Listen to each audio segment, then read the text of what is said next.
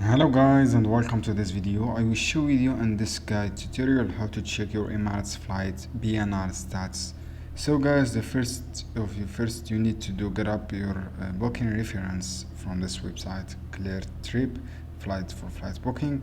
And then guys, when you generated at the time booking and serve it as a key for accessing your managing and details for reservations. So guys, you should be grab your reference and then you should be managed from this website, Emirates slash manage booking, and then from here guys just enter your last name and then booking reference to then navigate your manage booking from here.